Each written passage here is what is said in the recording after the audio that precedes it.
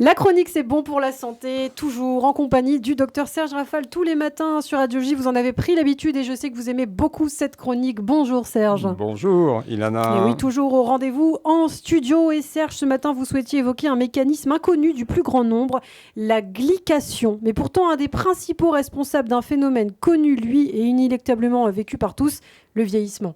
C'est exactement cela. Il en a un processus inconnu, mais aux effets redoutables et redoutés, la glycation. C'est ce que certains connaissent peut-être sous le nom de réaction chimique de Maillard ou caramélisation qui se produit naturellement et surtout lorsqu'on chauffe ensemble une protéine et du sucre. Ce phénomène interne est au cœur des mécanismes du vieillissement, dont les signes extérieurs sont, vous le savez, le relâchement cutané, la fonte musculaire, les taches sur la peau, les rides, liste bien sûr non limitative. Et la glycation est donc un processus naturel. Oui, et qui progresse tout au long de la vie, provoquant des lésions cellulaires, musculaires, tissulaires, vasculaires, conduisant, s'il n'est pas maîtrisé, à un vieillissement accéléré ou aux maladies dégénératives. Une fois cette réaction chimique déclenchée puis achevée, la protéine glyquée s'accumule comme un déchet non recyclable et perturbe le fonctionnement normal de l'organisme. Deux exemples. La glycation en rendant le cristallin de plus en plus opaque est responsable de la cataracte.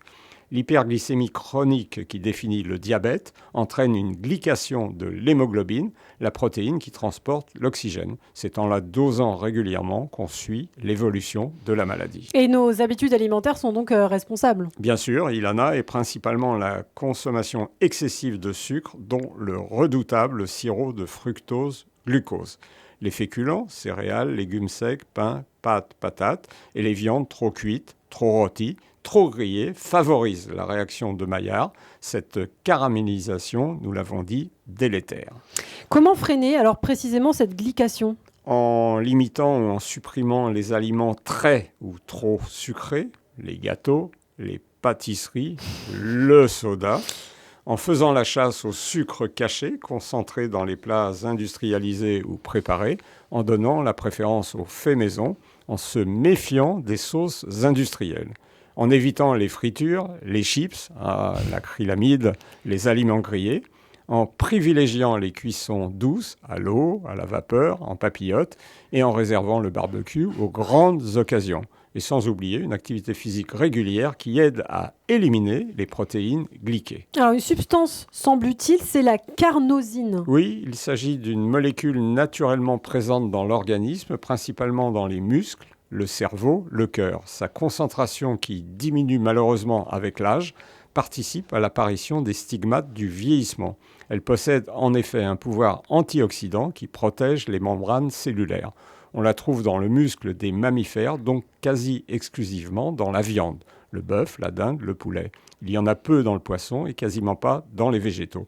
Attention, par conséquent, à sa carence chez les végétariens. Et elle existe en complément alimentaire ? Oui, mais sa biodisponibilité n'est pas très bonne, de l'ordre de 10%. On peut donc s'aider d'une complémentation sous forme de gélules, 1 gramme par jour en 2 prises, une avant le déjeuner, une avant le dîner, et plutôt essayer de privilégier la viande pas trop cuite, 2-3 fois par semaine. Alors, freiner la caramélisation des tissus en conclusion, Serge. La mort devient réelle quand elle commence à pénétrer à l'intérieur de l'homme par les fissures du vieillissement, écrit Milan Kundera dans La vie est ailleurs.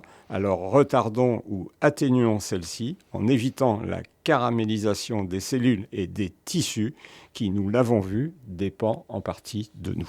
Merci beaucoup, Serge Rafal. Les bons conseils du docteur de Radio J, il faut les écouter, les prendre en compte le matin sur Radio J. Et si vous n'avez pas tout écouté ce matin, si vous êtes arrivé en cours de route, eh bien vous pouvez retrouver bien sûr ces chroniques sur notre site internet Radio J.